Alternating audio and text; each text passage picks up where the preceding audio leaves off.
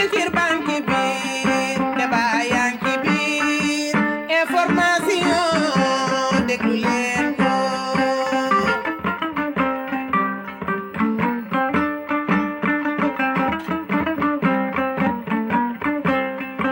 diine jaa ngi biir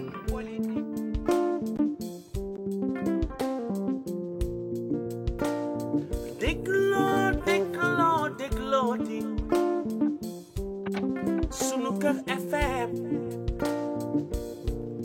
seeni kër laa. yéen ñi di déglu rajo sunu kër ñu ngi leen di gërëm bu baax ci seen fidélité.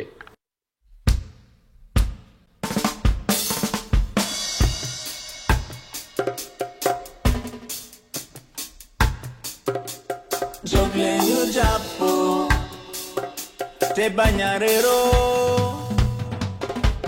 jóg leen ñu booloo te bañ a xuloo. jóg leen ñu ànda te bañ a xeboo. jóg leen ñu dégg te bañ a xajoo. ana ña ne woon ñun lañ fi neewal. ana ña waxoon ñun lañ fi toggal waay. ana ña diggoon ñoom dinañu jëf. mu ana ña waxoon ñoom dinañu liggéey. politique tas na waay. politique xaaj na waay. politique weer na waay. ñu doon ànda tuñu tey. politique tas na waay. politique xaaj na waay. politique weer na waay. ñu doon dégga tuñu tey. ana ka ne woon moom rek a mën waay. ana ka diggoon moom dina jëf de. ana ka waxoon dina ñu soppi réew mi. mo ana ña ne woon ñoom dina ñu liggéey. Sénégal suñu réew. Sénégal suñu xol. Sénégal suñu gaal. kenn waruñu xadee. Sénégal suñu réew. Sénégal suñu war. Sénégal suñu gaal. kenn waruñu xadee. ca kanam Sénégal.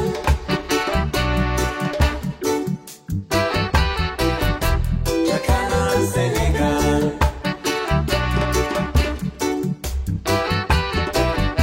ca kanam Sénégal.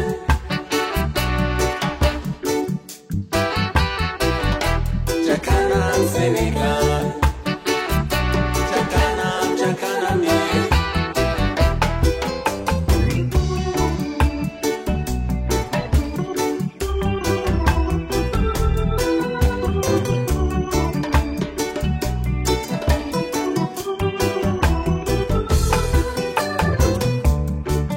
yow mi bëgg a jiite askan wi na nga xam ne askan wi kenn moomu leen. ba tax na ku leen faale ñu fal la. te askan wi ñooy fal te ñooy folli. asalaamu aleykum wa rahmatullahi taala wa barakatuhu. mbokk auditeurs yi ñuy déglu fii ci sunu kër FM la rajo africaine de Los Angeles. ñu ngi am mbégte bu rëy di dellu si waat ci samedi bi le 27 novembre 2021 di am mbégte bu rëy ci sunu émission en toute objectivité di dalal le colonel Abdourahim Kébé. muy mbégte bu rëy ci man ndax bii mooy doon la première fois may dalal koo xamante ne ci armée sénégalaise la nekk doon fa kilifa gu mag jiite fa ay poste yu bare bari ginnaaw bi mu doonee doomu Sénégal def parcours bu doy waar bu extraordinaire su ma ko dalalee tey damay am mbégte te il faut que ma wax ko ñi nga xamante ne ñoom ñooy sunu auditeurs yi interview nañ fi njiitu politique bu ne ba ci premier ministre devenu président interview nañ fi ay chef de parti invité nañ fi ay professeur dimana professeur invité nañu fi aussi ay sénégalais lambda pour xam seen vision du monde seen vision du Sénégal tey nag bu ñu amee kilifa gu mel nii macha allah war a waxtaan ak moom day doon mbégte moom Abdou Rahim Kébé colonel la ci armée comme ni ma ko waxee waaye mu ngi am baccalauréat am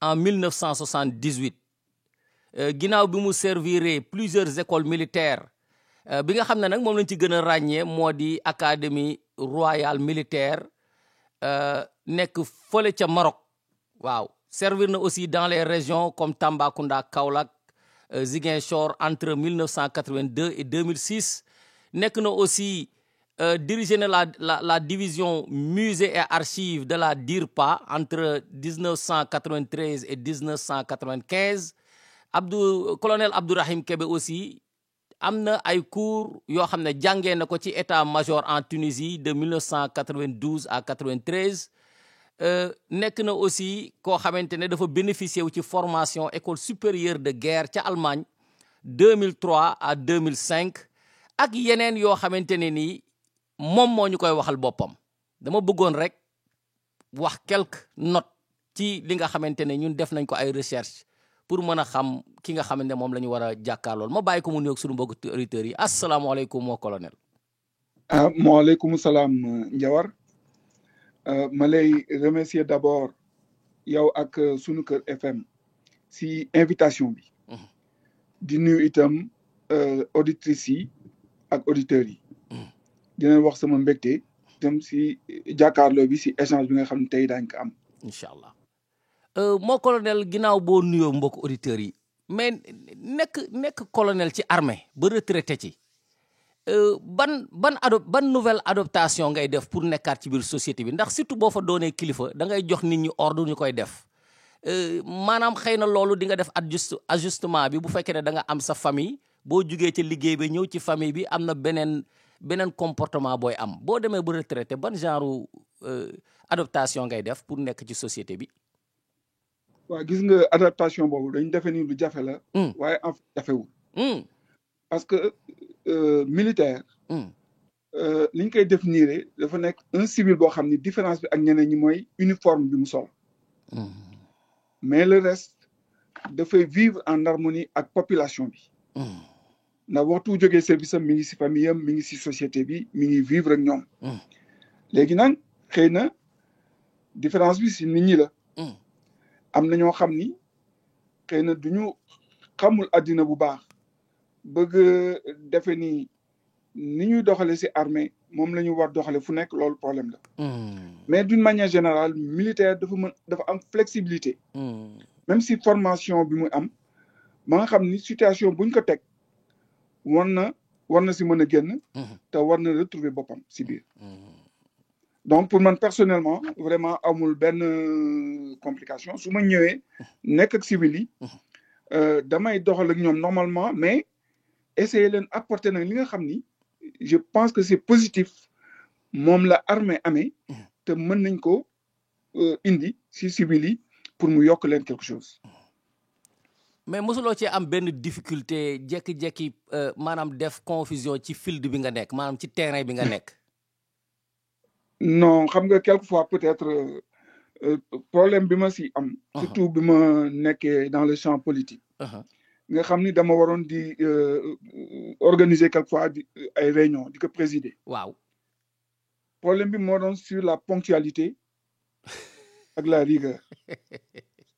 c'était mon premier combat. parce que man su ma nee 4 heures la ñu commencé 4 heures la ñu commencé. waaw ñu def ko rendez-vous sénégalais mais aussi suñu ma invité aussi ni ma y a réunion à 17 heures su ma ñëwee.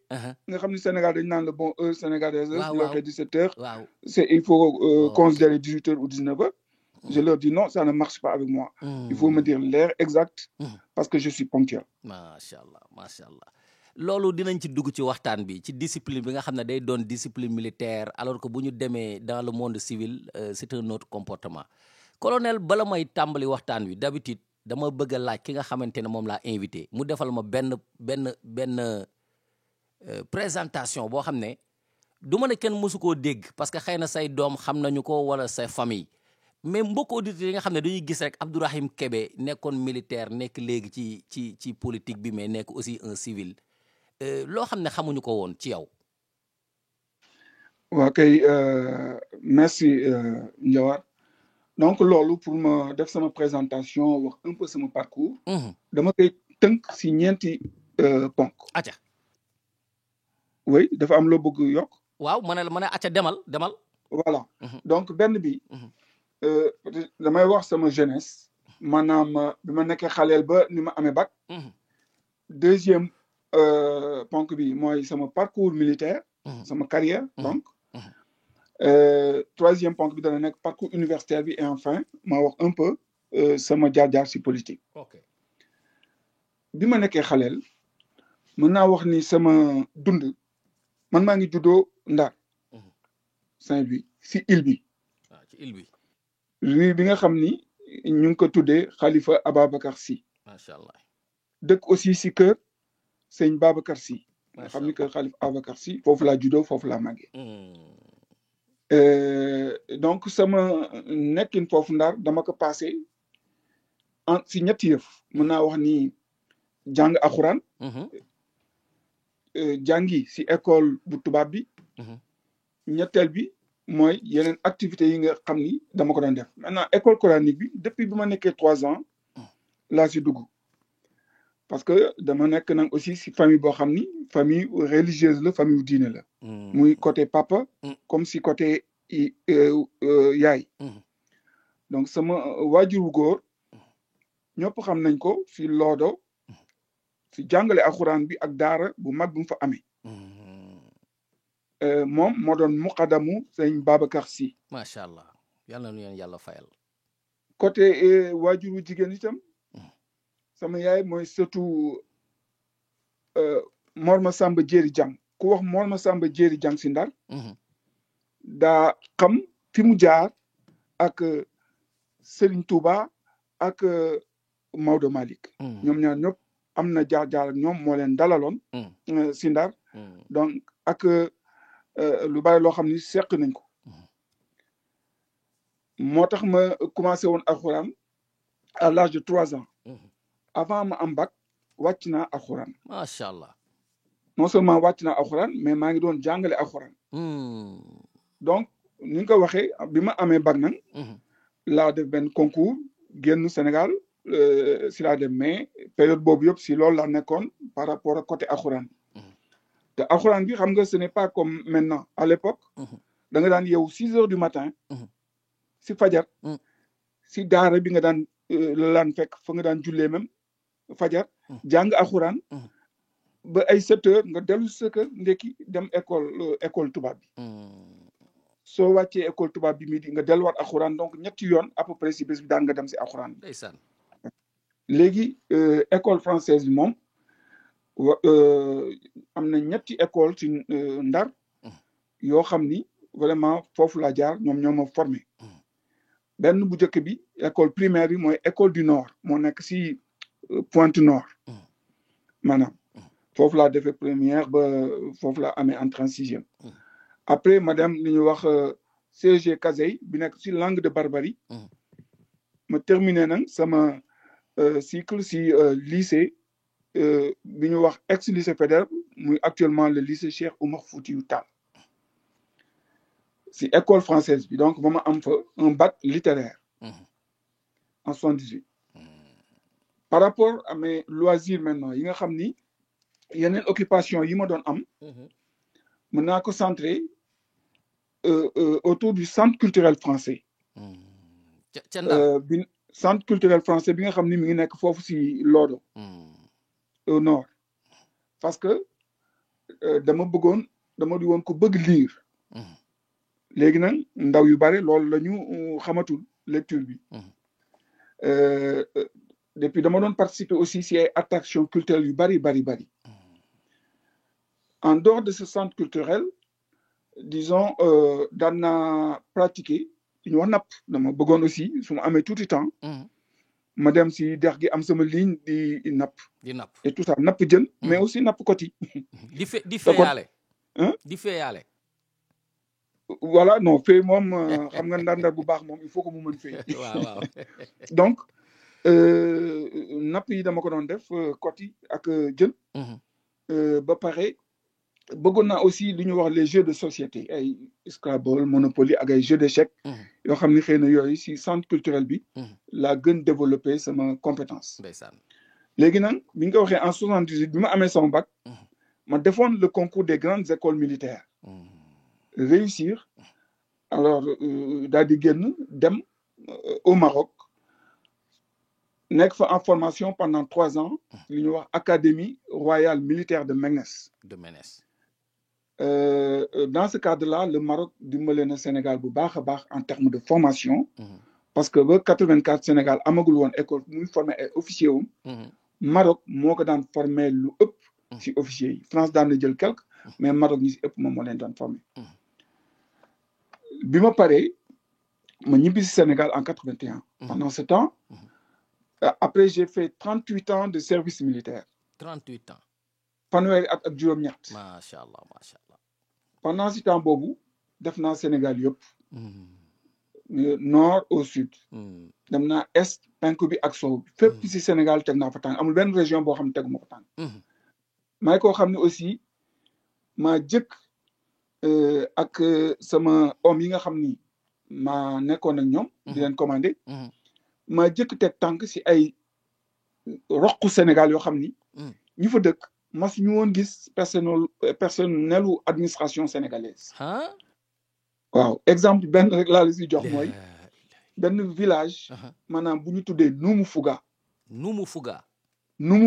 waaw mi ngi nekk à l'extrême nord-est du Sénégal frontière bi avec le Mali donc dans la région de Kédougou bi ma fa dañu ñëw egg si foofu habitants yëpp daw dugg seen biir kër seen case yi après il a fallu que ma def benn approche avec des mesures de confiance ba ñu xaw a ñomee commencé di génn ma mën a waxtaan ak ñenn ñi mais ñu xamal ma ni ñoom mas ñu gis keneen lu dul maliens yi rek la ñu gis te foofu ci Sénégal la bokk ay sénégalais lañu mais mas ñu woon gis autorité sénégalaise mas ñu gis autorité sénégalaise te mas ñu gis aussi militaire moo tax bi ñu ñëwee dañu tiit ñoom ñëpp daw dëgg la léegi nag boobu dama fa jógee dama daan def nag ay rapport yoo xam ni état major bi ñëpp xam nañ ma si loolu lu ma gis dama ko daan bind bu baax a baax ba pare jox leen information renseigner kat yi wax leen la situation ni leen nag lii moom il faut que mu changer il faut que autorité sénégalaise yi ñu marquer seen souveraineté ñu voilà en prenant en compte ces gens-là donc loolu benn exemple la rek may joxe sama carrière d'une manière générale disons il y a eu un juste équilibre dafa am benn balance entre commandement ak état-major commandement bi mooy su ma ñëwee nekk si terrain bi am ay unités yoo xam ni dama leen di commander jiite leen yooyu def naa lépp li nga xam ni moo war officier pour mu def ko ndax yooyu dafa bokk si cursus maintenant état-major bi loolu dafay compléter valeur officier surtout quelqu'un comme moi parce que si armée de terre laa bokk xam nga armée am na armée de terre am na armée de l'air am na la marine et cetera donc jaar-jaar yooyu am solo la mais fépp fi ma war jaar nekk lu ñu wax chef de section nga xam da ngay commencer di commander une trentaine d'hommes fanweeri nit nga jóge fa nekk commandant de compagnie di commander lu ma téeméer ak juróom fukki nit jóge fa nekk commandant de bataillon nga xam ni daa commander lu ëpp juróom benn téeméeri nit yooyu yëpp dama fa jaar mais xam nga armée aussi su fekkente ne loolu rek ngay def di commander rek dana am lu la manqué dëgg la pour un officier loolu il mooy faut lan ngay jaar si état-major parce que état-major foofu la conception bi nekk foofu la réflexion bi nekk foofu la ñuy définir les stratégies foofu daal la ñuy gën a moo tax officier bi nekk un officier complet donc yàlla may na ma itam ma service ci état-major armée de terre ak état-major général des armées loolu nag fii damay taxaw peut-être pour remercier di sant yàlla bu baax a baax waaw ci lim ma may ma def sama 38 ans de carrière ba jeexal si ak jàmm ak salaam dellu si fekkaat sama njaboot dugaat si sama milieu naturel dans la société parce que maa ngi ñaanal yàlla suñu way dawlu yi suñu morom yu bëree bëri suñu xam ne suñu mag lañu suñu rakk lañu ñoo xam ne tey jii si service daanu nañu si service bi fekkewuñu amuñu chance bi nga xam ni man tey am naa ko nga xam ne liggéey naa ba pare sama liggéey continuer di essayer aussi servir société bi beneen yoon di sant yàlla léegi en termes de formation itam ci sama carrière am na loo si lim waaw parce que def naa formation aussi lépp loo xam ne rek officier daf ko war def naa ko maanaam doo soog a génn formation da ngay def benn application pour am spécialité après loolu rek la ñuy wax ni yow soit infanterie nga tu es un fantassin wala tu es un cavalier mooy xam nga au début ay fas lañ doon amee mooy ñu nekk char yi waaw suñu xoolee Sénégal mooy les blindés ñu nekk Thiès waaw wala nga nekk artillerie amee ay canon wala leneen donc application boobu nag man dañ ma yóbbu woon en France France laa defee sama application waaye application boobu kooku beneen histoire la parce que dama teel jóge France te terminé wu application bi parce que dama bañoon application bi ma wax ni damay ñibbi Sénégal du ma continuer formation boobu xëy na kooku daan ci ñëwaat parce que beneen affaire la ndaxte dafa di rek dafay wane rek aussi benn genre bañ bu ma daan bañ même bi ma nekkee si armée am na yoo xam ni man masuma ko accepté te du ma ko accepté wul damay wax ni accepté wu ma ko mais dans la discipline militaire voilà léegi am na beneen stage bu ma def si fii États-Unis en 88 mooy sama premier séjour aux États-Unis d'ailleurs pour le cours des capitaines bi ma paree si loolu dem Tunisie coup d'état-major yooyu nag concours la ñuy def donc du ñëpp ñoo koy def du ñëpp officier doo xoolee si officier yi xëy na 40% daañ ko def mais le reste duñ ko mën parce que concours la te amuguñu woon école d'état-major stage bi nga xam ni nag bon à part ça am na li ñuy wax diplôme d'aptitude au grade d'officier supérieur parce que xam nga dans l'armée officier dafa am li ñuy wax officier subalterne mooy lieutenant ba capitaine après am officier supérieur jóge commandant ba colonel donc loolu pour nga jàll maintenant capitaine ak commandant du rek dañ lay nommer wala dañ lay désigner non dafa am examen boo xam ne c'est assez rigoureux c'est sévère d'ailleurs armée yu bari ci Afrique dañu ñeewe loolu donc loolu aussi dama ko def te yàlla daf ma dimbale ci examen yi bu ma ci def rek masuma def examen ñaari yoon te bu ma ci def yàlla daf may ndam lu rëy ci kaw ñëpp macha allah dernier stage bi nag bi nga xam ni moom laa def boobu mooy bi nga xam ni dafa am importance trop ci officier yi nga xam ni war nañu am ay postes stratégiques dans le commandement ndax mooy li ñuy wax l'école supérieure de guerre kooku stage mënu ko gën a kawe te loo xoolee xëy na dañ naan 5% ci officier yi ñoo koy def officier supérieur yi yàlla aussi may ma ci ndam lu kawe donc daal te loolu yëpp Sénégal nga koy defee examen yooyu non école supérieure de guerre maa ngi ko defee Allemagne parce que Sénégal amul woon école supérieure de guerre donc Allemagne laa ko defee pendant 2 ans macha allah de 83 à 85 si laa fa jógee nag ñëw ñu affecté ma Bignona ma commandé foofu xam ngeen Bignona mel secteur bu rëy la bi gën a rëy pratiquement si foofu si Casamance nga xam ne dafa dem ba nord dafa jógee nord si Sindian dem ba voilà frontière avec la Gambie vraiment liggéey fa aussi liggéey boo xam ni macha allah liggéey bu rafet la maintenant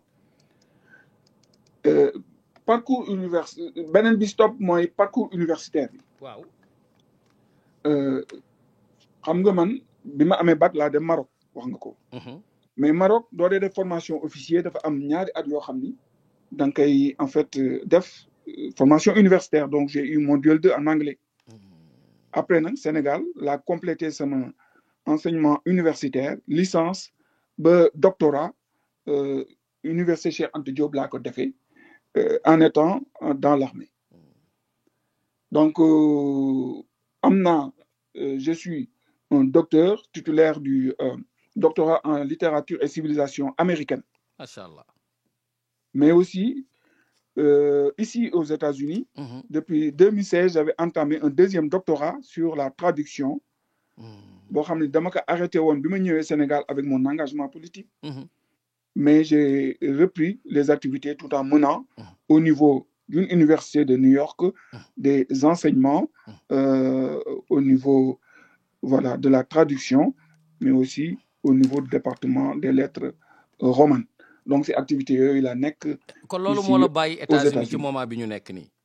Voilà. Enfin, le dernier point, c'est mon incursion en politique. Voilà. Mais mon colonel, foofu dama bëgg ñu nga yam fa ba ma ñëw boobu laa bëgg a mujjee. mooy pàcc bi moom bëgg a ñëwee.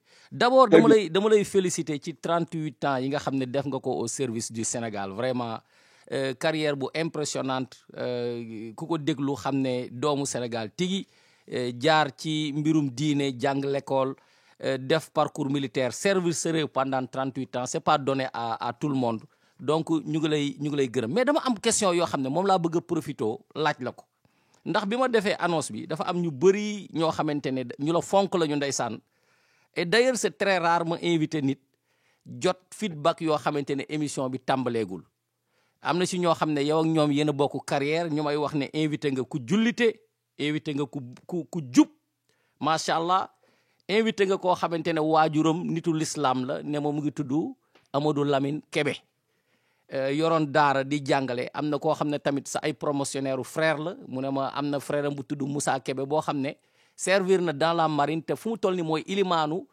jàkka ji nga xam ne ca gox bi nga xam ne moom la baayam sampoon moom moo fay ilimaan bi ñu leen di nuyu ñoom ñëpp mais li ma bëgg a waxtaane ak yow mooy ci moment bi ñu toll nii ak carrière bi nga xam ne def nga ko damay profiter rebondir ci sa formation en France tey boo laajtee sunu officiers yi ëpp yi nu am dañu naan la ñu ngi leen former dans des écoles de guerre en France yu mel ni Saint-Cyr man moom laa ci xam ndax dama mosoon dem foofu ñu ne ma am na ay sénégalais yu officiers yu fi nekk dëkk boo xamante ne moom mooy former sa intelligentsia militaire ñooñu bu fekkee ne ñooñu dëkk boobu moo leen former ban impact la mën a def ci sécurité réew moom ak ci doxal réew moom bu fekkee ne réew moom dafa bëgg am vraiment indépendance am jëm ca kanam.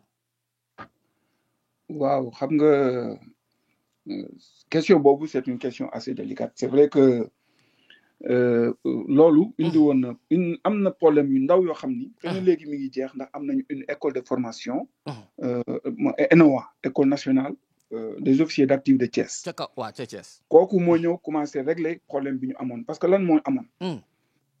maanaam mooy français yi seen bopp. dañu dugaloon ci bopp yenn officiers yi ak autorités sénégalaises yi. que ni ñi ñu formé à Saint-Cyr ñi génn Saint-Cyr sont les meilleurs. Et ils faisaient tout à l'époque pour ñu faciliter seen promotion. dañ doon def lépp itam ba nga xam ni soo gisee par exemple dañu am benn rivalité boo xam ne ñoom ñoo ko créé entre ñoom ak ñi nga ni les Meknasi yi ñu jógee Maroc. parce que ñooñu ñoo doon ñaari forces yi constitué woon les officiers. ñi nekkoon génn Saint-Cyr ñoo gënoon tuuti. mais ñoo ëppoon doole parce que ñoom lañ doon teg dans les postes de commandement. avec la complicité des Français parce que. am na benn organisation bu ñu def nga xam ne chaque année ñoom dañuy tasante seen biir. ils se rencontrent waxante seen biir di essayer nag di protéger wu en tout cas c'est une organisation bu am force. et tout ça waaye nag dana am impact parce que les gens ñooñu ñu si bari si ñoom. dañuy nekk des alliés fidèles à la France. mais pour l'armée sénégalaise je crois que ñun amuñu lu bari lu ñuy craindre. parce que nos officiers quand même ils savent faire la différence. parce que ñoo xam ni mën nañu former wu à Saint-Cyr et tout. mais suñu génnee tey suñu waree défendre intérêt Sénégal daañu défendre intérêt Sénégal. dëgg la. mais amoon na benn problème boo xam ni ça pouvait être grave en tout cas cette compétition nga xam lu ñëw on favorise les gens qui sont sortis de la France les autres on essaie de leur rendre la vie difficile te loolu genre complexe la boo xam ni inculqué woon nañ ko à certains de nos officiers mais je pense que avec maintenant des gens qui sont formés au Sénégal affaire boobu mi ngi changé parce que ceux qui sont formés au Sénégal commencent à être majoritaires. Voilà donc ñu ngi def la différence. waaw xam nga wax naa la man bi ma demee en France. dama ne woon sax du ma si wax tout mais. waaw lu tax ma quitté fa ñamal ñu si. waaw parce que dama xam ni. ñoom dañu respecté wul les Français respecté wuñu woon les Africains. ndax man dama génn si benn école bu baax nekk un jeune officier 21 ans.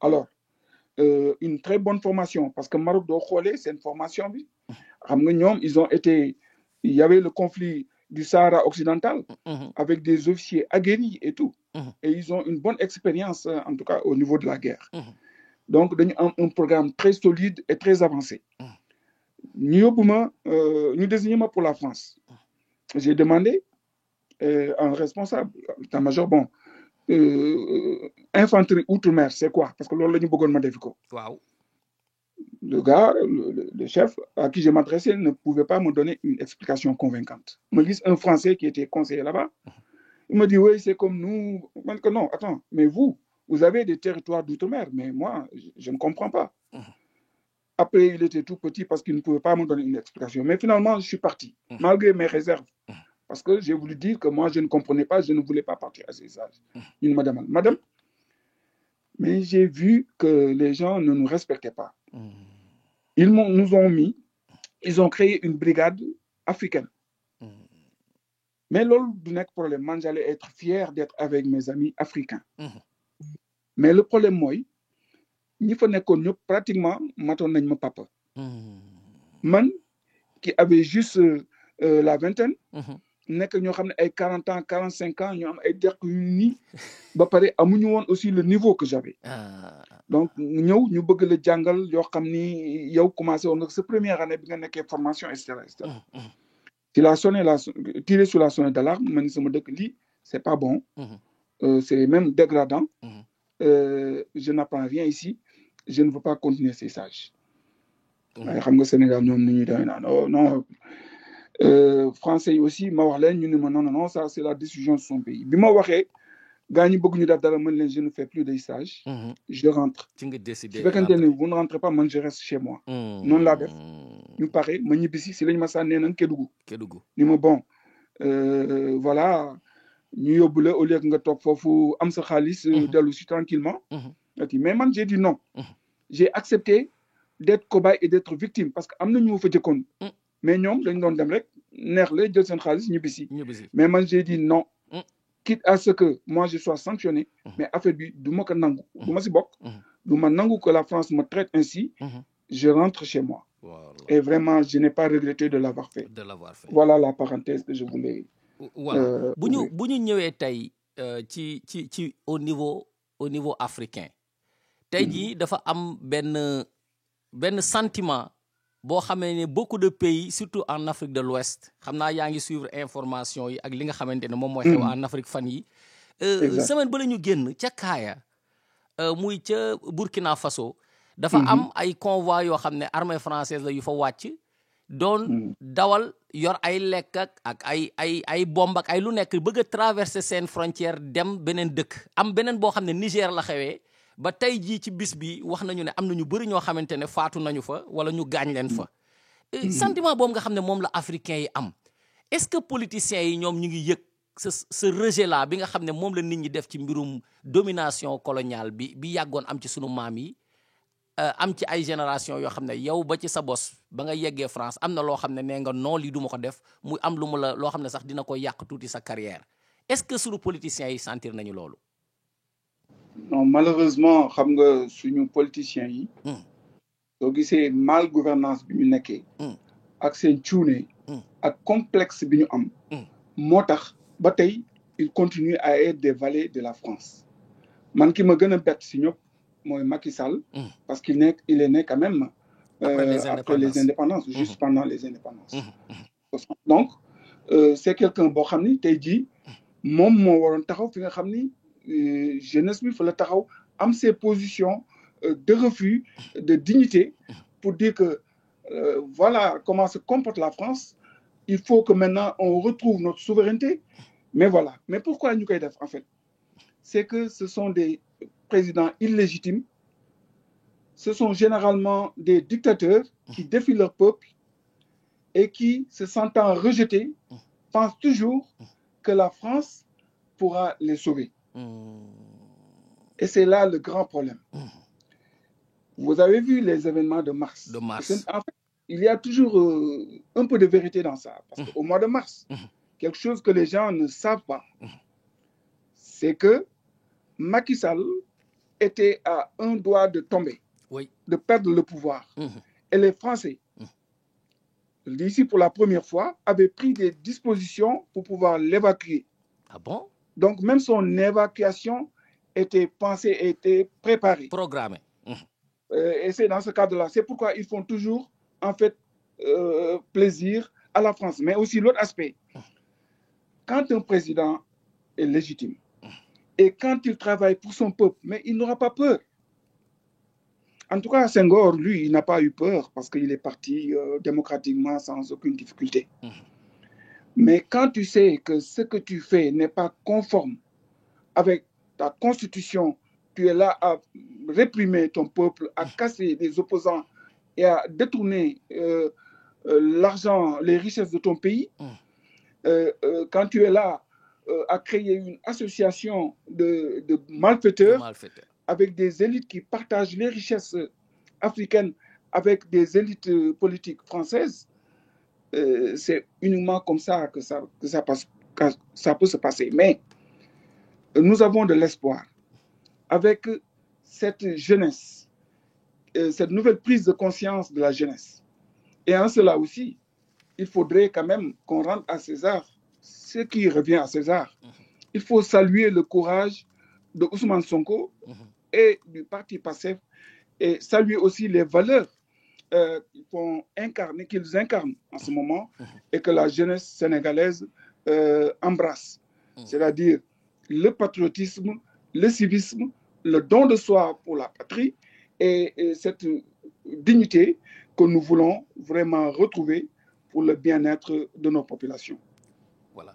Mais mon colonel, su ñëpp xamee ne lii moom mooy dugal sax ci pàcc politique bi parce que anticiper nga ko dafay wane ni rek maanaam naka la nga waxee militant nga vraiment militant au service de ton peuple boo yow déclaré wu ne da nga bokk parti Rewmi ba ci jamono ñu jox la fa poste bu am solo boo xamante ne moom nga doon doxal ba mu indi ay coow lu bare boo ñëwee di tey di complimenter beneen parti politique ba pare di critiquer koo xam ne yow sa parti moom la àndal est-ce que nekkul di créer malaise au sein de ce parti wala dafa am loo xam ne dafa xew te nit ñi xamuñu ko. Quel parti? Rewmi. Waaw. Mais je ne suis pas de Rewmi, hein. Ah bon? Da nga quitté Rewmi depuis quand? Depuis pratiquement 2020. Depuis officiellement depuis 2020. Août 2020. 2020. Mais j'avais gelé mes activités depuis juin, avril-juin, je crois, 2019. léegi lan mooy raison yi nga xam ne moo taxoon nga jóge fa bu fekkee ne yaa ngi doon jiite séminaire bi nga xam ne moom la cadre Rewmi. Bon waaw xam nga tout le monde sait parce que là je crois que on en a beaucoup parlé. Oui. Problème de conviction là. Problème de principe là aussi. Et l'histoire m'a donné raison parce que en fait, dama di ko xam ne aussi, malgré tout, je suis dans la politique, mais dama bari sutura. Et je suis quelqu'un aussi, ce qui me différencie avec peut-être les autres. Maintenant, am naa lu ñuy wax jaanu biir. Mais s'il y a un problème, man ma nekk un opposant. Parce que je sais que ce régime est en train de faire du mal au peuple. En train de ternir l'image de notre pays. Ma ñëw pour combattre ko su ma demee ba parti bi nga xam ni man dama bàyyi lépp ñëw foofu pour jàppale ko pour ñu xeex mal gouvernance bi nga xam ni moo am Sénégal su ma demee ba sentir ni parti boobu mi commencé de changer maintenant de fusil d'épaule man du ma si ànd parce que du ma di koo xam ne dañ may yóbbaale dama am ay principes yoo xam ne dama ko respecté fii laa war nekk jusqu'à la fin mënuma nag dugg si yenn détails yi te aussi fu may génn damay génn en beauté. est-ce que ba nga génnee da nga am parti politique boo rejoindre wala da nga am maanaam bëgg a créer sa propre parti politique wala sa mouvement. Voilà, j'ai un mouvement déjà qui s'appelle Jëriñ Askan Wi. J'ai mon récépissé et tout ça. Mais maintenant, je ne suis d'aucun parti pour l'instant, même si je suis sympathisant de PASTEF. Il faut dire, moi, avec Ousmane Sonko, je lui reconnais beaucoup de mérite. Je salue son courage, je salue sa sincérité, je salue son amour pour la patrie. Vraiment, je salue aussi son humanisme. Parce que quelquefois, on lui fait de mauvais procès. Vous voyez ce qui se passe actuellement au Sénégal. Moi, je dis que, en termes de violence, je dirais que le Macky Sall est le premier pourvoyeur d'insécurité au Sénégal. Mais qu'est-ce qui se passe? On se dit, oui, c'est Ousmane Sonko, il est le violent. Parce que tout simplement, on a parlé de charte de non-violence. Il a dit qu'il n'adhère pas à cette charte, mais à juste titre. Parce que on sait d'où vient la violence. La violence vient du pouvoir qui est assez nerveux. Et qui est assez nerveux et qui exerce la violence aussi bien sur le simple citoyen que sur tous les opposants. En tout cas, tous ceux qui sont contre la pensée unique. Donc duñu dee wax dëgg yàlla ñooñu moom la ñu war waxal moom su bëggee jàmm am jàmm dana am la solution doit si kawam rek la mën a nekk. mais bu fekkee violence bi nga xam ne moom la ñuy wax koo xam ne da ngay yore parti politique ñu jiiñ la li ñu la jiiñ loo xamante ne mbirum viol la même bu fekkee ne l'affaire est politisée dès le début bu fekkee ne dañu la woo bëgg la entendre. Mais mayuloo ñi nga xam ne ñoom ñoo war a doxal seen enquête ci yoon woowu parce que yaakaar nga ne fi ñu jaarale Karim Wade jaarale fa Khalifa Sall lañ la war a jaarale est-ce que Ousmane Sonko aussi nekkul di laqatu derrière la violence de Macky Sall pour créer une violence boo xamante ne moom mooy tax moom kenn du ko maanaam affaire bi du continuer. xam nga aussi politique. Rapport de force là mais li ma bëgg wax mooy affaire boobu nga tudd li c'est un complot xam nga le gouvernement nous a daf ñu habitué si affaire yu mel noonu c'est ça le complot d'ailleurs gis nga li xew tey jii bi mu recevoir comploté ak benn ki nga xam ni il était le responsable de Yewwi Askan Wi ca Matam bi nekkoon Matam waaw comploté moom ba ñu nëbb liste yi sàcc listu Yewwi Askan Wi pour rek ñooñu bañ a bokk si élection yi tey jii amul lu muy def lu dul boo ko pale di ko récompenser di ko jox xaalis yu bari en termes de corruption ak yeneen xam nga moom dafa affaire complot yooyu daf si yàgg te affaire bi ngay wax nii bi mu doon tuumaal Sonko mais kooku ñëpp dañu xam ni c'est un complot et ensuite mais Sonko dafa doon dem di répondre bi ñëwee jàpp ko arrêté ko créer le problème donc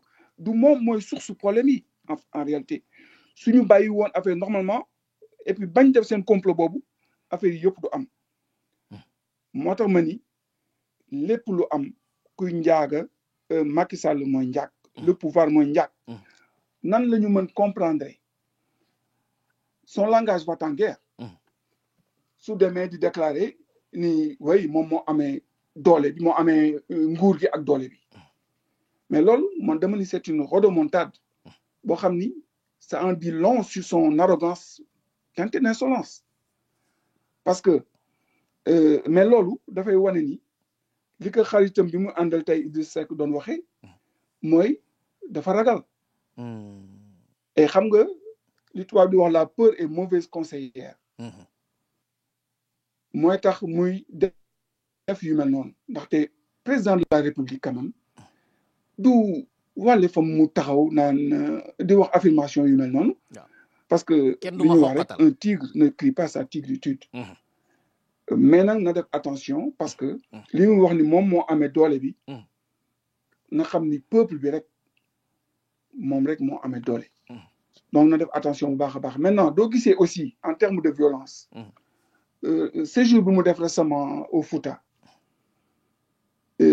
dafa wane ni c'est un président boo xam ne amatul confiance ci force de sécurité yi parce que su fekkente ni da ngay jox priorité le service de nervi ñoo xam ni li leen xamee mooy ñuy brutaliser peuple yi population yi ñëpp ñoo xam ne rek ils sont en dissonance avec la pensée unique ils sont contre le pouvoir devant les forces de l'ordre devant et en présence des forces de l'ordre loolu aussi beneen affaire la boo xam ni force de l'ordre yi war nañ ci jóg parce que loolu daf leen di wàññi bu baax a baax a baax d'abord dafay indi un climat de suspicion parce qu'on va se dire qu'ils sont complices deuxièmement fait yooyu su amee ça veut dire que ñoom Macky daf leen xeeb tegu leen dara wala wóoluwu leen alors maintenant gis nga même ces partisans les partisans de l'APR dañ leen di encourager en fait à la violence aussi bien violence verbale maanaam si wax ak si jëf maa ngi fàttaliku député boobu bi nekk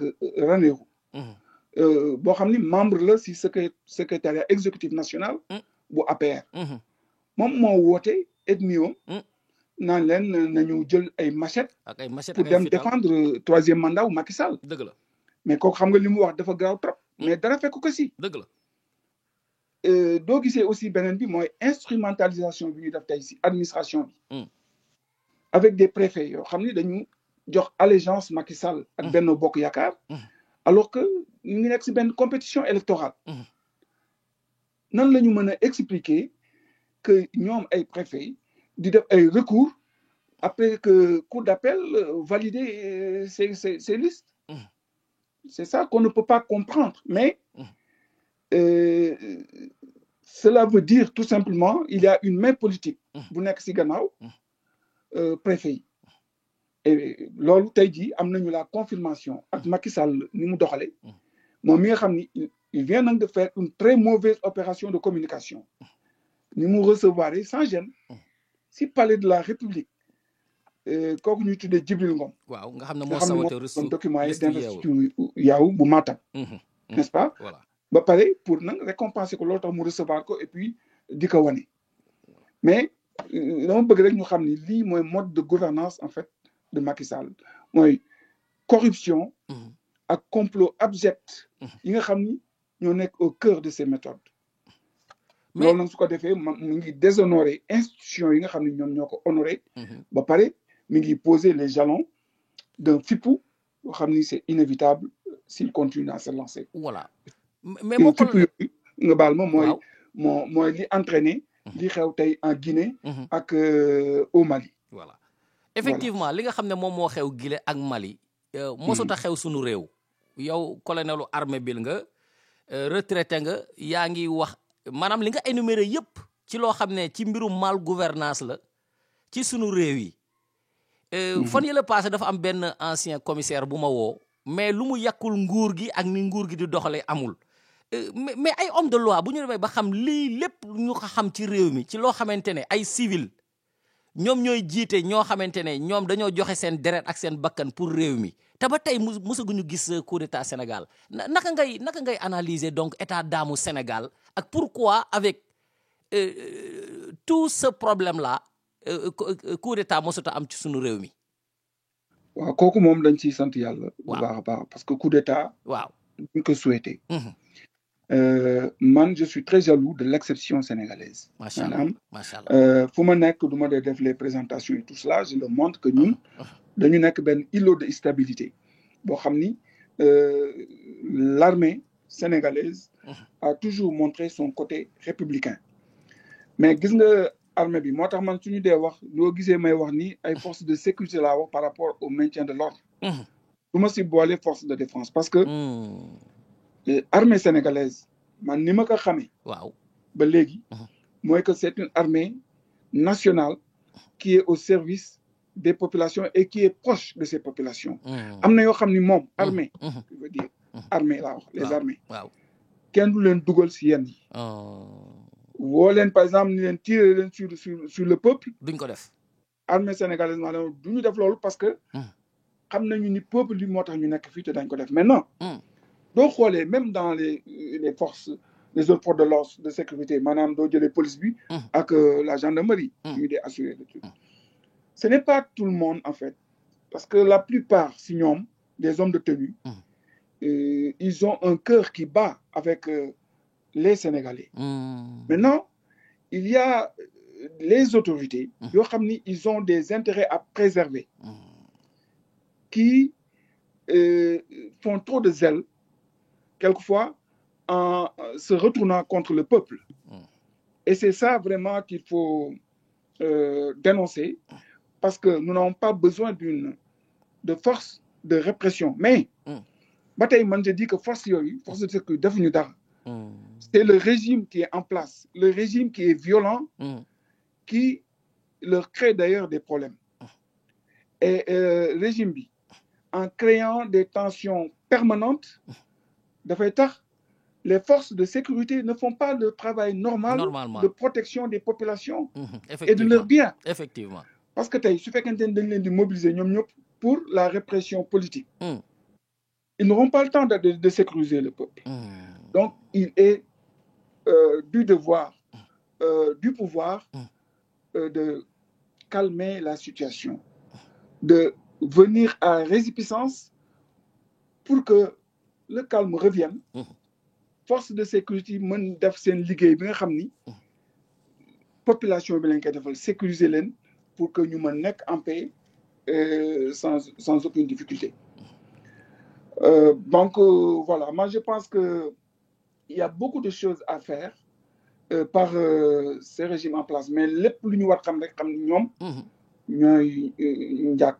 Mais voilà lu di ñoo njàkk voilà.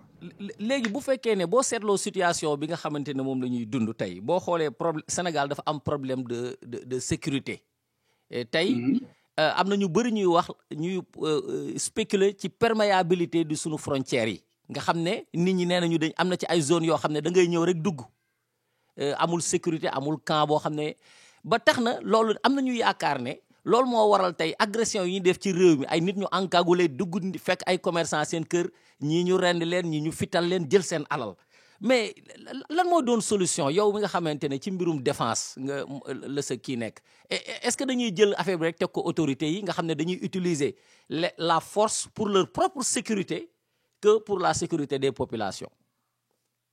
Waaw, vous savez, quand tu parles de la porosité des frontières, man damay xalaat aussi accord bi nga xam ni am nañ ko au niveau de la CEDEAO dans le cadre de la libre circulation des personnes et des biens. Dëgg la. Man je pense que loolu ça pose problème. Il faudrait que ñu xoolaat ko bu baax a baax. Parce que Sénégal en ce moment, c'est vrai que Sénégalais yi ñu ngi fu nekk. Mais aussi Sénégal léegi ku daw si rek ñëw Sénégal. Doo gisee jikko yi commencé di yàqu. Nit ñi ñuy gis yoo xam ni masuñu ko gis ci Sénégal. C'est parce que léegi ñi ñu rax dañu bari te ñu bari fi ñu jógee non seulement si ay zone de conflit la ñu jógee wala suñu ñëwee si dëkk boo xam ne ñoom am seen cosaan nekku fa dañuy oser def lépp lu ñu bëgg def dañ koy def moo tax perversion bi bari moo tax ces actes osés de vol à main armée bari et cetera. Il faudrait que à mon avis que les chefs d'État de la CEDEAO xoolaat affaire boobu parce que dëkk bu nekk aussi da am na sa intérêt yoo xam ni da nga koy protéger voilà pañ def rek un truc boo xam da ngay ubbeeku totalement à 100% ku ñëw dugg. Maintenant par rapport à la surveillance des frontières je sais qu'il y a une certaine organisation de la défense et de la sécurité et d'abord au niveau des postes frontaliers et il y a aussi une autre organisation avec les pays voisins pour pouvoir, dans le cadre, ça c'est dans le cadre de la lutte contre le terrorisme, mais toutes les forces de sécurité, en tout cas, se sont réunies pour travailler ensemble à la sécurisation des frontières. Mais encore une fois, insécurité, pour nous dire, il faudrait tout simplement comme ni ma waxoon léegi que ki nga xam ni mooy njiitu Sénégal njiitu réew mi mën a joxe benn gage pour que sénégalais yi pour que jàmm ji mën dellu si foofu donc man la solution c'est entre les mains du président de la République. Le seul fait que moom tey jii le seul fait que mu taxaw daal di clarifier position par rapport au 3e mandat mu déclarer sans ambages qu'il quitte le pouvoir ni en 2024 su mandat am jeexee dafay dem bàyyi pouvoir bi jox keneen loolu rek su ko defoon tey jii daa gis ni jàmm dana dellu si Sénégal. mais est-ce que Sénégal dana baax si moom parce que dana desserrer un peu l'étau. mais est-ce que loolu Sénégal habitué na ci loolu comme ni nga xamante ne aussi moom la ko waxee bu nit ñi xamee ne moom day dem nit ñi dañuy commencer di wut ci ginnaaw kan la ñuy làqatu wala ci ginnaaw kan la ñuy àndal te moom mandaam jeexagul est-ce que du créer problème coordination ci mbirum liggéey bi. non man wax boobu. ay kasaw la parce que. loolu mënoon na ko régler bu baax a baax même le fait d'avoir un dauphin ça allait toujours être une bonne chose. doo waree dem da ngay xam ne da nga war dem il faut que nga préparer wu. et il faut que nga préparer aussi ñu lay wutu moom mënoon na dimbale aussi partem et tout ça. mais lii mu def nii.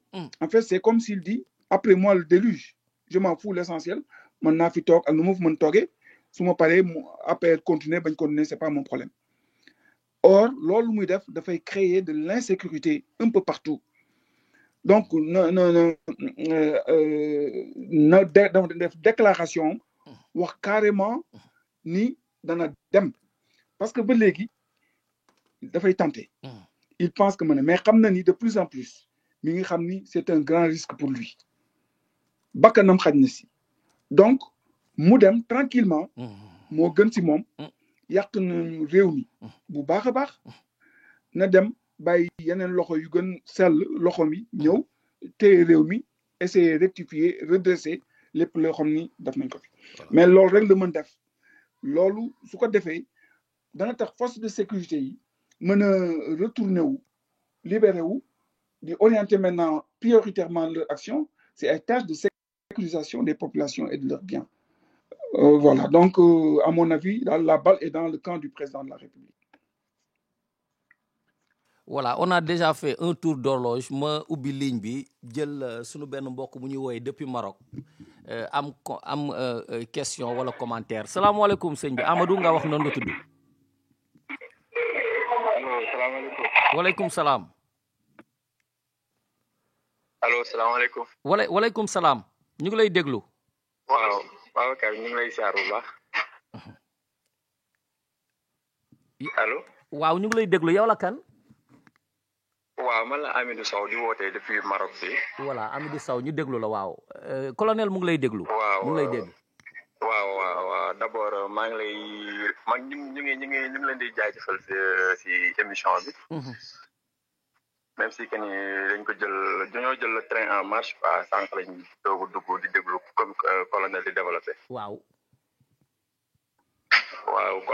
colonel aussi ñu koy nuyu bu baax a baax a baax. waa di rafetlu teewaayam ci émission bi aussi.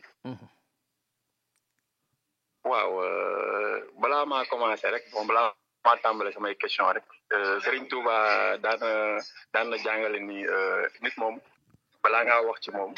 foog nga jëflanteeg moom ba pare quoi. dëgg la. balaa nga kaa xas wala balaa nga kaa tagg faa nga jëflanteeg moom ba nga xam nit ki mooy kan. ba nga soog a mën a wax am benn appréhension si nit ki mooy kan. waaw te nit la koo xamante ne franchement bon tey moom nekkuñu si posture boo xamante ne dañ koy tagg. bon dañ nekk posture dañuy waxtaan li ñu gis ci moom quoi li ñu gis ci moom ak li ñu dund ak moom quoi. ndeysaan. waaw franchement nit la koo xamante ne voilà mënu ma ko qualifier quoi mënu ma ko qualifier. parce que nit la koo xamante ne dafa simple dafa modeste te aussi dafa disponible. bon ñi ko jot a fréquenté ñëpp bon mën nañ ko seede parce que heure boo ko fëggee dina la wuy heure boo ko wooyee dina la jël da ngeen waxtaan xam nga jàmm sant mu conseiller la xam nga xelal la. tu vois teg la si yoon siraat al-mustaqim. dëgg la. waaw man loolu laa jàng ci moom quoi xam nga en guise d'introduction. macha allah. waaw balaa ma kii am naa peut-être que benn laaj bu ma ko bëgg a laaj benn wala ñaar laaj bu fekkee xaj na si quoi. waaw xaj na ci acca demal. waaw suma premier laaj mooy est-ce que colonel moom est-ce que tey colonel amul ay regret par rapport ak bon le fait que mu jël benn écart par rapport ak échiquier politique bi parce que man dama jàpp ne man dama gëm ne colonel tey bu nekkoon Sénégal au niveau de Saint-Louis moom mooy doon candidat wu Yewwi Askan Wi man de loolu laa jàpp loolu laa gëm te ñu bëri loolu lañ jàpp. est-ce que tey moom amul benn regret wala sentiment de regret boo xamante ne mu ngi koy animé. wala ba nga xamante ne moom. démb bu nekkoon tey amaana bon dina toog dina toogaat wala sax mu gën a. dina toog biir réew mi xoolaat quoi position. maanaam dina toog biir réew mi. waaw toogaat wala même bu toogul non waaw même bu toogul ci réew mi aussi maanaam politique bi aussi gars yi gën koo sentir quoi gën a sentir présence am ci échiquier politique bi quoi. waaw. parce que man lu ma jàng mooy maanaam engagement politique moom boo xasee ba engagé wu moom bon moomatoo sa bopp. moomatoo sa bopp askan wéeru moom te aussi moom béy na si waaram mu baax a baax am na ay pas yu mu fa teg Saint-Louis xam nga bon amoon na teg na fi mouvement moom mi wax na ko si introduction am na mouvement am jëriñ askan wi donc man bon loolu laa jàpp quoi lan moom motivé choix boobu noonu le fait que mu toog jël benn recul par rapport ak engagement maanaam li ñu doon xaar candidature am quoi si mairie de Saint-Louis bi ko en quelque sorte. voilà ñu déglu ko lan lay tontu moo colonel dégg nga question bi. waaw merci waay ñu remercier Amidou Sow. waaw. d'abord si témoignage bi mu def ko sant bu baax a baax et ensuite pour question maintenant bi mu posé c'est vrai que ñu bari posé nañu ma lu mel noonu dama nekkoon candidat. J'avais déclaré ma candidature en fait à la mairie de Saint-Louis. Ñu bari aussi taxaw. Je sais que ñu bari taxaw nañu ci suuf pour que ma officialiser la candidature rek pour ñu jóg pour que Ndar gis xëy na loo xam ni mas ñu ko woon gis. dëgg la am na aussi liggéey boo xam ni. defoon naa ko bu baax a baax. waaw mais xam nga politique itam. man yàgguma si trop mais quand même def naa si léegi 3 ans. dëgg la mais. dama si jàng lu bare te dama xam ni am na lu bare loo xam ni bëgg naa mu changer si politique ndax ñoom suñu dee dégg man sama langage du ma dee adressé wu aux populations damay essayer toujours di leen yee si comportement bi ñu war am par rapport à la politique dëgg la damay décourager tout le temps li ñuy wax le militantisme alimentaire parce que yow su fekkente ni da nga ñëw pour sacrifier wu parce que aussi xëy na man sama engagement politique c'est un peu différent par rapport ak ñenn ñi am na ñoo xam ni doo gisee ñu nekk si pouvoir bi nga xam que y a beaucoup de gens yoo xam ni dañuy jël politique pour mu nekk benn moyen pour ñoom d'ascension sociale et puis ñu comme fii sàcc moo xew ñu sàcc alalu askan wi après ils vont être de nouveaux riches di narguer maintenant les populations ñu bari dañuy ñëw ci population uniquement pour l'avoir mais non pas pour la performance ou le travail ou le service pour le peuple donc yooyu dama ko jàng j'ai passé mon temps à conscientiser les gens mais je sais que le chemin sera long et difficile je salue ici encore une fois ce qui est en train d'être initié par Pastef ak engagement yi nga xam ni jeunes yi am nañ ko nga xam ni fonctionnement bi c'est différent si ñeneen parti yi ni ñuy fonctionner parce que yeneen parti yi soo ñëwee pour fonctionner dañ naan la xaalis am na militants yoo xam ne aussi tant que joxuloo leen xaalis alors duñu ànd ak yow wala suñu ñëwee même soo leen joxee xaalis keneen ñëw jox leen xaalis ñu ànd kooku donc ils passent leur temps à valser loolu la ñuy wax le militantisme alimentaire te loolu nag su fekkente ni quelqu'un dafa jóg avec un esprit de sacrifice nga xam ne il ne gagne rien en tout cas dans ses politiques bi may engagé Saint-Louis loolu la man dafa amoon un point d'honneur bu ma mettoon en avant dama ñëw en tant que militaire pour la première fois je vais venir pour montrer qu'il y a une manière de faire joxe ce qu'on appelle une pédagogie positive boo xam ni dana def peut-être jurisprudence un peu partout damay servir ngir yàlla ñëw ma pour m'enrichir damay ñëw pour un temps ma def lépp li ma mën ak yi nga xam ni bëgg naa ko wane pour jàngal peut-être les plus jeunes et après ma dem sama yoon. Et j'ai dépensé mon temps, j'ai dépensé mon argent.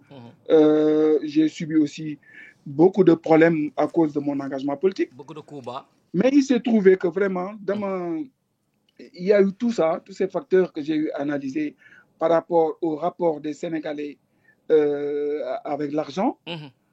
Mais aussi, il s'est trouvé que dans le monde des engagements, il y a eu mais comme il y avait un peu d'indécision par rapport à la date de ces échéances, j'ai préféré renoncer pour ne pas aussi sonal ils pensaient m'accompagner ou aller avec moi pour que nous me donnions cette disposition à temps.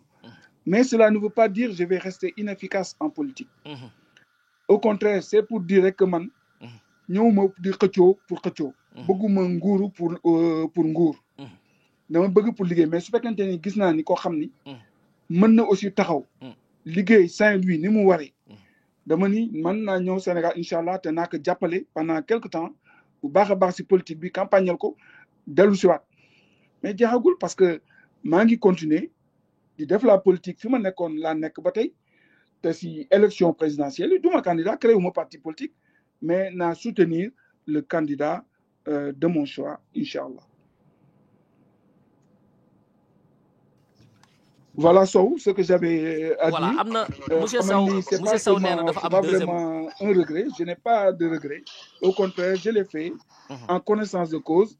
Bon, je m'excuse par exemple par rapport à tous ceux qui ont cru en moi, qui avaient placé l'espoir en ma modeste personne, mais qu'ils comprennent que l'amour que j'ai pour Saint-Louis reste intact. Et c'est ce qui va expliquer Inch'Allah, mon retour très prochain, uniquement pour aider le candidat, en tout cas de mon choix, à conquérir la ville et à l'enlever des mains de ce Mansour Faye qui vraiment devient ridicule. Parce que pendant 7 ans, quelqu'un qui n'a rien fait à Saint-Louis, qui a laissé Saint-Louis mourir, Saint-Louis est devenu sale, les populations sont aussi méprisées et aujourd'hui, ils commencent à faire des inaugurations, à faire des promesses, à distribuer de l'argent, etc. Voilà. La distribution de l'argent aussi est à condamner parce que cet argent qu'ils distribuent, ils savent que l'argent ne leur appartient pas, c'est de l'argent volé. Donc, s'ils le donnent aux populations, moi je demande aux populations de les prendre, mais je demande aux populations vraiment, en allant voter, de ne pas voter Mansour Faye parce qu'il faut qu'ils gardent leur dignité et qu'ils sachent que si Mansour reste là-bas encore pour 5 ans, vraiment, Saint-Louis serait dommage pour Saint-Louis. Voilà donc. Monsieur Sow, da nga am beneen deuxième question boo bëgg a laaj nga. Allo oui ñu ngi lay déglu. Rétablissement poste premier ministre laa bëggoon xam moom xalaatam lan la si xalaat. pour ma gën ko kii pour ma gën a ñu synthétiser quoi.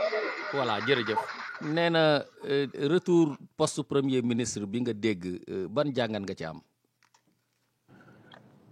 Cela montre tout simplement que Macky Sall en réalité reconnaît les difficultés. Il est dans des difficultés. Mais cela montre aussi un certain tâtonnement. Maintenant bi ñu koy def ni ñëpp jógoon nañ ci d'ailleurs on arrêté woon nañu opposants yu bari. Parce que xamoon nañ lii du marché man mii bindoon naa si pour wane ni c'était incohérent par rapport ak li mu doon wax fast track soo bëggee fonctionner en mode fast track ba pare éliminer le poste de premier ministre c'était un peu antinomique bëggoon na si ëtti bi mu koy supprimer bëggoon na régler un problème au sein même de son parti et puis comme xelam mi ngi nekkoon ci 3e mandat bëggul woon mu am ñoo nekk fa la ñoo xam ne ils vont monter en puissance et peut-être pour les conforter dans leur ambition moo tax mu dindi woon supprimer woon ce poste-là mais il s'est rendu compte que ça n'a pas marché et que c'est le slow track rien ne marche au Sénégal. The slow track. le slow track au lieu du fast track. Toujours généralement ce qu'il a promis. Le résultat a toujours été le contraire. Le contraire de ce qu'il a promis. Vous savez, au début, quand il venait, il prenait le Yoonu Yokkute. finalement, c'est le yoonu wàññeeku, en fait, le yoonu yàqute auquel on assiste. Voilà. Donc maintenant, il va remettre le poste de Premier ministre. Moi, je pense à beaucoup de choses. Il va mettre un Premier ministre bon, pour préparer son départ, peut-être. Parce que maintenant, il sait que les carottes sont cuites, que c'est très dangereux pour lui de continuer à vouloir un troisième mandat. Donc, il faut qu'il envisage quelque chose, qu'il fasse revenir le premier. Mais certains disent, oui, le Premier ministre qu'il va mettre en place, c'est lui qu'il va préparer certainement comme dauphin. C'est vrai qu'il y aura une lecture à faire. Si la personne qui est là-bas, on parle de ses compagnons comme Amadouba, par exemple, peut-être s'il pose Amadouba, on peut penser que s'il veut prendre quelqu'un dans son parti, oui, Amadouba pourrait être... Abdoulaye Daouda Diallo, Aly Ngouille Ndiaye. Non, oui, je suis en train de faire des trucs. Il y a aussi Aly Ngouille Ndiaye qui est là-bas dans son coin. Certains parlent d'Idriss Seck, mais ça, je l'écarte. De toute façon, lui, il a fait un jeu, malheureusement, avec Idriss Seck, et Idriss Seck est tombé dans son piège. Même si, par hasard, il mettait Idriss Seck Premier ministre, ce serait seulement comme Agibou Soumaré à l'époque de Wade. Il va être là, juste pour meubler la galerie.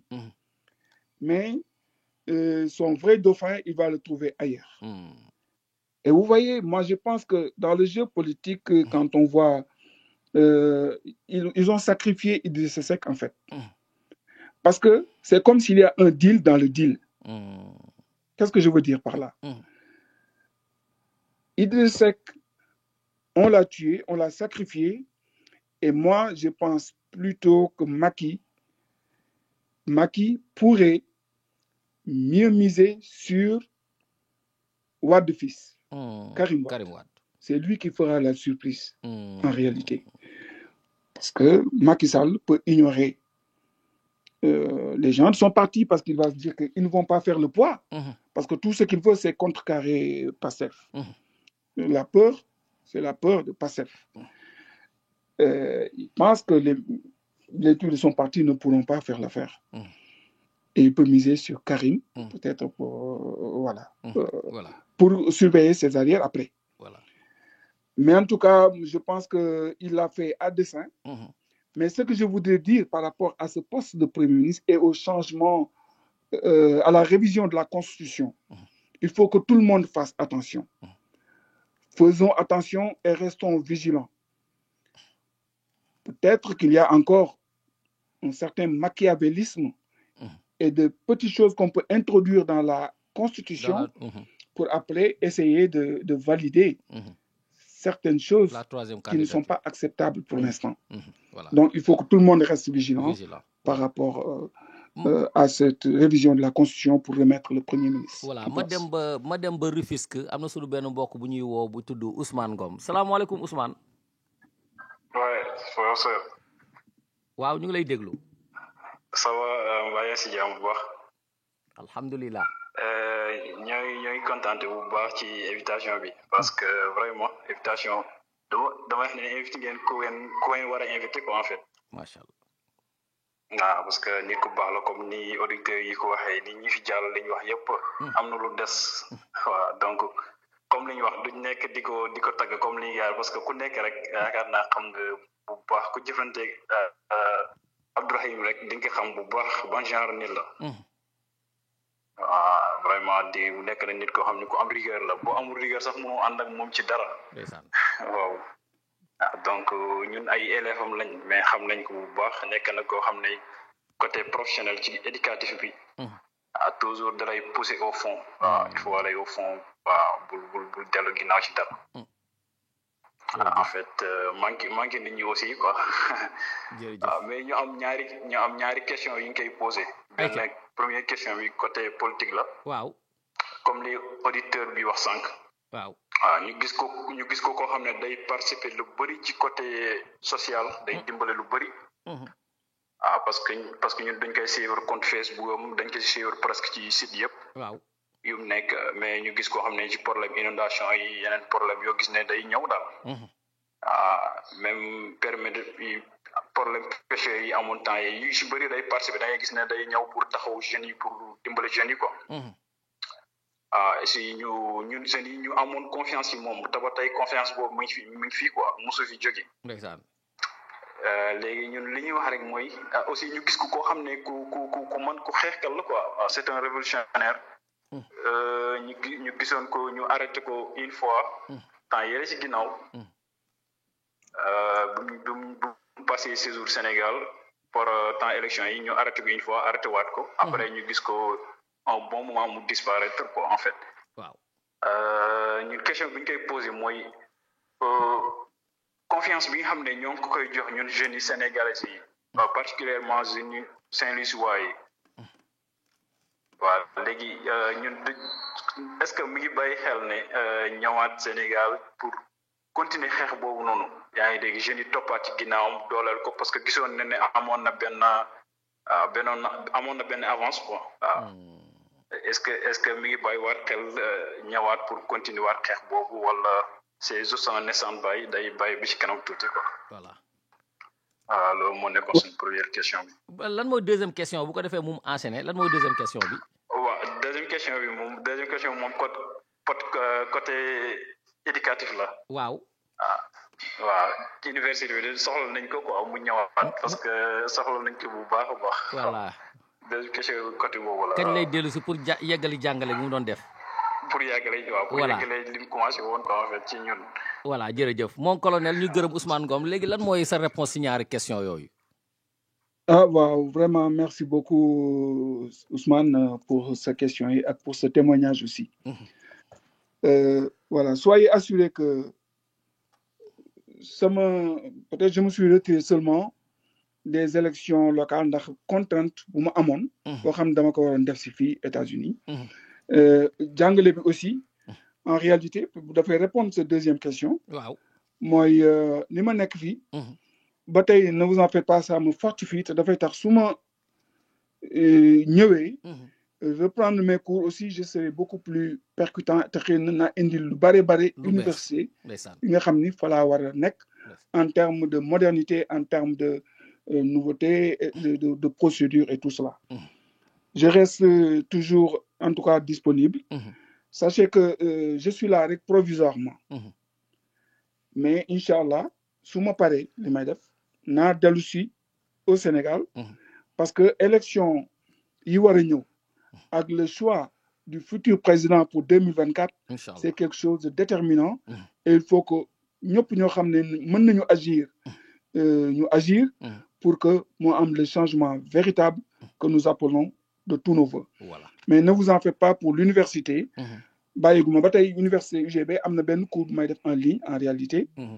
Je travaille en ligne mais inchallah su ma dellu see rek je reprends mes activités. Voilà. Et merci encore une fois pour la confiance et le témoignage. ma dem jël Amadou Sy Diop salaamaaleykum. waaleykum salaam. Ndior maa ngi lay nuyu. ñu ngi lay dalal.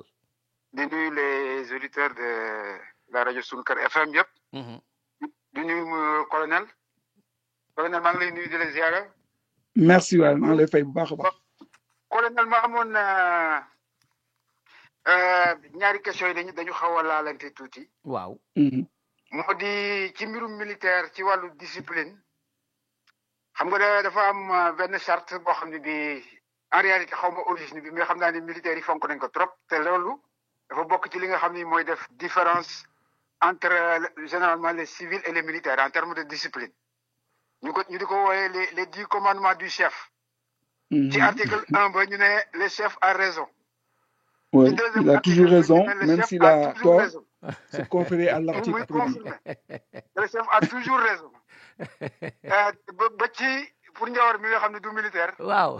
comprendre ne on entre dans le bureau du chef avec ses propres idées mais on sort avec les idées du chef. bon pour wax ne borom kër gi daal. macha allah macha allah. waaw bu d'accord ma limal colonel quelque encore. Le chef n'est jamais en retard. Il est retenu.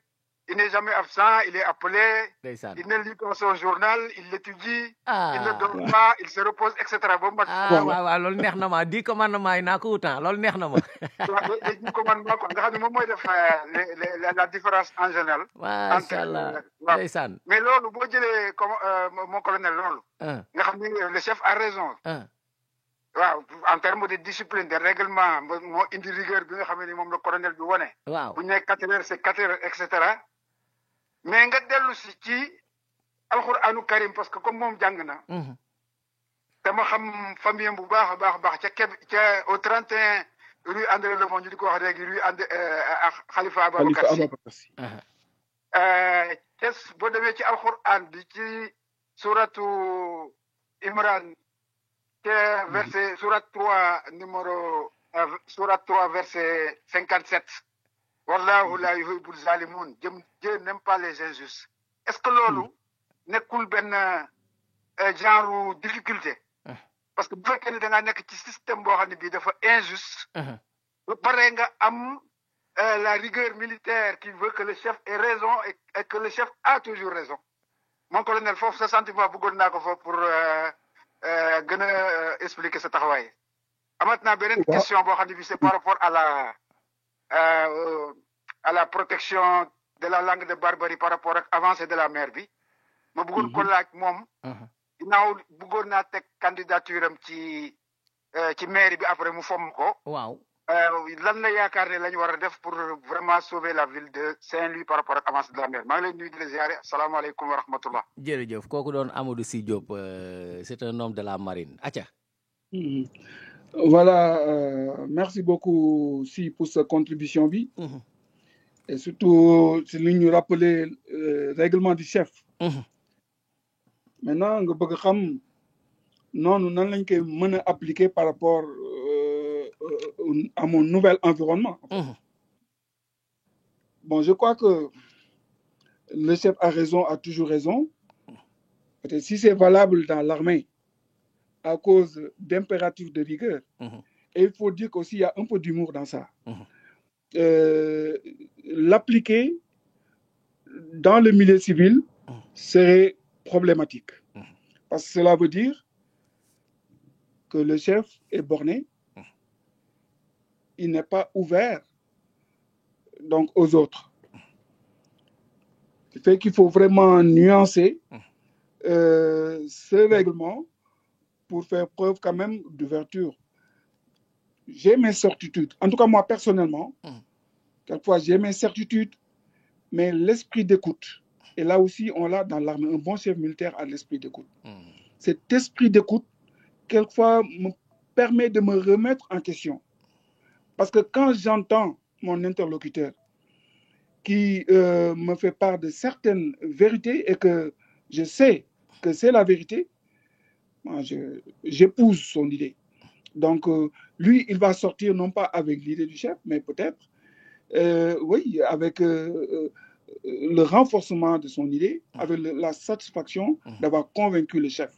Donc, sur ce plan-là, vraiment, je reste dans mes relations avec autrui, je reste ouvert et je veux profiter toujours des autres. Donc, je dois faire preuve d'une bonne capacité d'écoute pour prendre ce qui est bon. Et voilà, tout ce qui est bon, en tout cas, je peux le prendre et en faire mien. Par rapport à Saint-Louis et à la langue de Barbarie,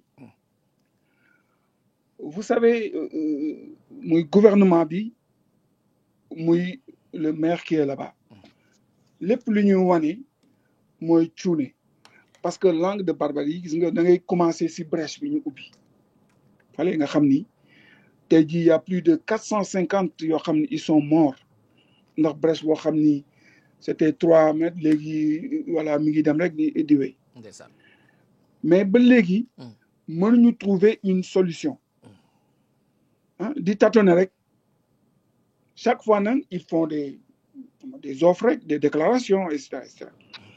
Alors que rien que doo demee dans les Pays-Bas am nañu expertise réelle dans ce domaine-là. Donc da ngay ñëw si ñi nga xam ni ils ont la technicité am nañu la capacité de faire quelque chose pour pouvoir combattre pour régler ce problème définitivement. Maintenant, vous avez vu, moi je me rends compte, depuis plus de 2 ans, le maire a annoncé les travaux qu'on est en train de faire, des digues et tout ça, mais pour moi, ce n'est pas le problème réel. Vous savez, actuellement, on peut maîtriser les mers. Vous voyez, la Chine est en train de créer des îles un peu partout. Donc, problème pour moi, je crois qu'il y a un projet déjà, on a réfléchi là-dessus. Nous créer au large de la langue de Barbarie, de Gendar, d'un côté hydrobase, mais nous créer ben île Sibir, de protéger en fait la partie existante. Parce que ce qui se passe actuellement, si on y prend garde, la langue de Barbarie va disparaître sous peu. La langue de Barbarie se disparaîtrait pour moi. L'île de Saint-Louis aussi va disparaître. Et une bonne partie de sort. Donc, gouvernement humain non moi sa priorité. Parce que ce n'est pas seulement l'affaire du maire qui est là-bas. Mais le gouvernement aussi doit prendre ça en compte. De la même manière qu'on veut que les militaires défendent l'intégrité du territoire, lui aussi, il doit tout faire pour que le Sénégal ne soit pas amputé à cause de cette érosion côtière.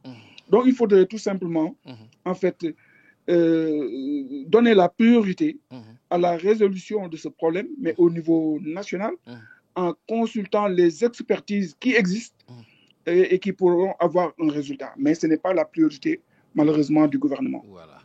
Voilà, colonel, nous sommes à la fin de cette émission, mais bala ñuy takaliko dafa am ñaari témoignage yu ma am ma bëggoon nga déglu ko damay teg benn bi bu paree ma tegaat beneen bi ñu jël sa impression daal di takaliko.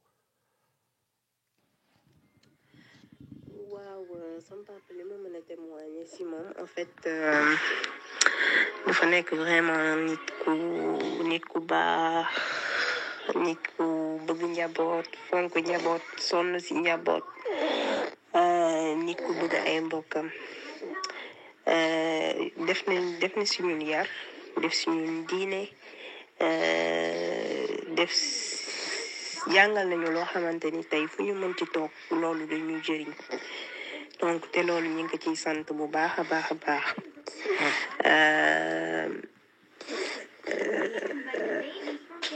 papa mag yaayam dañu yoroon daara alxuraan Ndar donc moom la nàmp si la juddu na màggee ci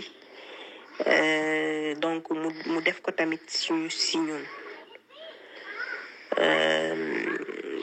nit tamit ku fonk liggéey la fonk na liggéey bëgg na liggéey waaw liggéeyam moom boolewu ko ak caaxaan donc il est toujours sérieux dans ses activités ñun njabootam amuñu fayam te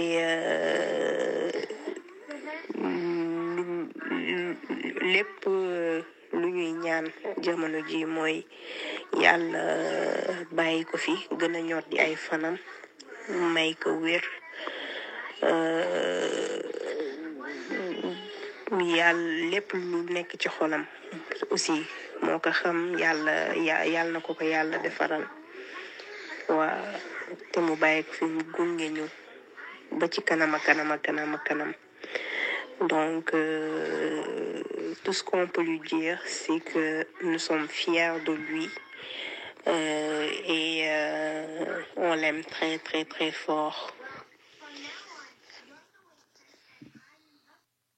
Pour commencer, on va dire que papa, c'est un père en or. C'est un père en or dont on a eu la grande chance. Sant yàlla bu baax a baax que mu doon suñu papa. Alhamdulillah ba ñu amee papa bu mel nii. Papa a un cœur en or. Papa, il est toujours toujours là pour sa famille, toujours là, vraiment. Le meilleur des papas, c'est lui, sincèrement. Donc, papa dañ koy ñaanal yàlla may ko gudd fan ak wér gu yaram. On l'aime.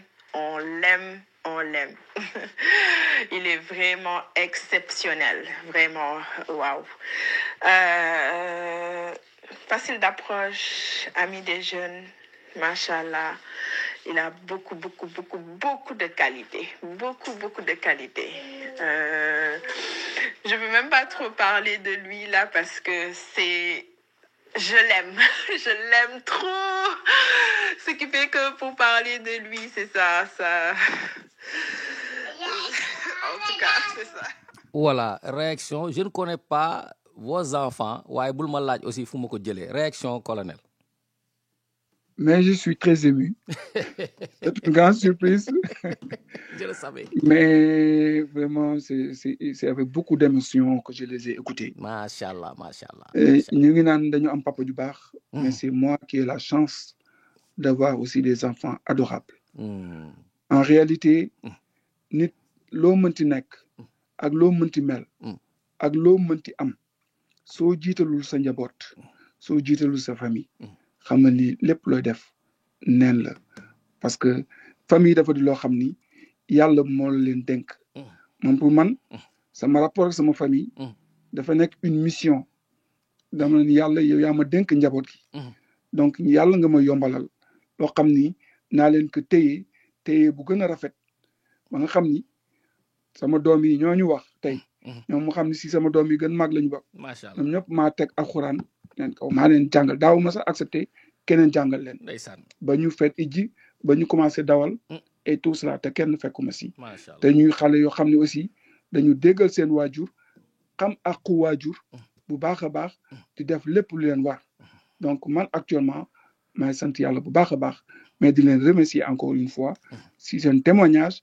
xam ni lépp lu ma doon def tey bëgg naa incha allah mën def plus pour njaboot yi bi nga xam ne mi ngi élargir parce que yàlla may dimbale léegi maa ngi commencé am ay sët alhamdulilahi rabbil alamin macha allah ma déglu Mamadou Samba moom mi nga xam ne moo facilité invitation bi ñu def yow Mamadou rapidement waa Ndiawar waaw maa ngi lay nuyu bu baax di la gërëm xam naa ne émission bi jeex na waaw te man ay oote émission sax musul nekk sama affaire mais comme que c'est le colonel Kébé mënul woon ñàkk dëgg la parce que keroog wax naa la ko keroog bi ñuy wax mën a jot téléphone et puis li ay doomam yi wax si mu wane na ma li mu doon wax muy que ne colonel Kébé man franchement c'est un homme que j'aime comme sama papa en fait tey man sama papa bi ma jur su ma jurul woon colonel Kébé mënoon naa xam mooy sama papa parce que non seulement c'est mon père mais c'est mon ami en fait dañuy wax téléphone pendant des heures bi avant sama papa di décédé lépp lu ma waxal sama papa su ma paree téléphone dama waxal il faut en parler avec ton colonel Kébé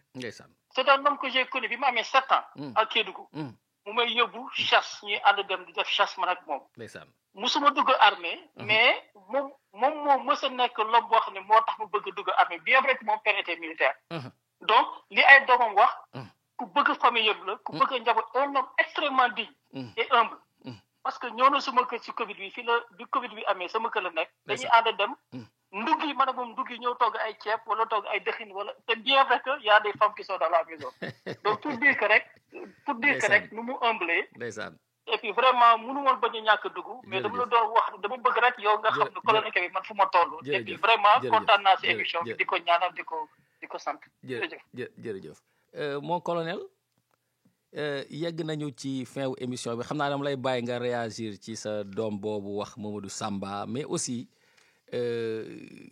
tàggaloo mu doon tàggatoo boo xam ne moom ngay def ak ci auditeurs yi lay déglu yëpp ñi nga xamante ne parce que ni ma bëggoon émission bi mooy ñu découvrir la parce que am na lu bëri loo xam ne tamit dama ko umpale woon ci say mbir bëggoon koo xam bi ma defee publicité bi lañ ma woo formé ma en fait waaw wax ma lu bëri loo xam ne xam ma ko woon et c'était lu doy waar ñu bàyyi la nga réagir.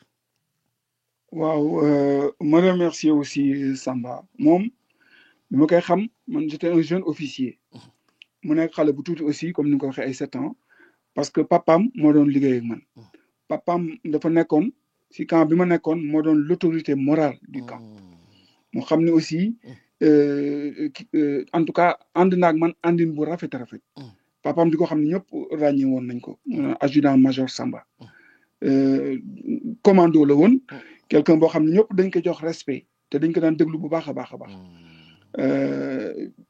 papa ji ba ni ko yàlla di moome il y a quelques années de cela vraiment daf ma mas fonk man tam ma mas ko fonk ñu jàppante nekk mu rafet ba ni ñu yàlla teqale mu def aussi yar bu rafet si doomam yi dans le Samba ici xam nga Samba am waajur ak dégg aussi conseil yu waajur parce que man dama ñëwee Washington papa ji dafa ni ma man léegi amatuma benn problème yaa nga fa donc man amatuma dara lu may wax si moom mais xale bi am na jom boo xam ni gis nga nekkoon na fii le directeur des affaires africaines à la mairie de Washington xam nga loolu c'est pas donné à n'importe qui il a actuellement des fonctions importantes donc il s'impose ici dans son travail ak fi mu nekk si liggéeyam loolu yëpp am waajur bu baax aussi am na si donc maa ngi koy remercier bu baax a baax maintenant di remercier encore une fois suñu auditeurs yëpp góor ak jigéen ñëpp ñu nga xam ni ñu ngi doon déglu ak ñëpp ñi nga xam ni intervenir nañu vraiment di rafetlu wax yi nga xam ni kàddu yi nga xam ni jëm na fi di wax ni ñu bare nag gënati nañ ma sas tey waaye incha allah nañu xam ni bu ñu perdre yaakaar benn yoon dama di ko xam ni yaruñu ma si wor yaruñu ma lu dul su tey ma nekk fii ëllëg ma nekk fale su ma nekkee dara damay engagé wu te kenn rek moo tax may servir c'est le peuple te li ma bëgg sama engagement politique bi mooy ni ma doon servir dans l'armée ma continuer di effectuer mon service te c'est là peut-être où on va trouver la différence dans la notion de service en tout cas merci encore une fois j'espère que daañu amaat beneen opportunité pour toogaat développer si yeneen domaine merci encore une fois aussi Njawar et sunu kër FM jërëjëf kooku nekkoon le colonel Abdourahim Kébé moom la ñu invité woon tey ci émission bi di ko gërëm di ko sant ci disponibilité am 1 heure la ñu ko waxoon te def nañu 1h30 di gërëm sénégalais yi ñu déglu woon di leen jox beneen rendez-vous incha allah beneen samedi ci beneen émission di wax comme d'habitude vive le Sénégal et gloire à sa jeunesse. Jóg leen ñu ànd te bañ a xeeboo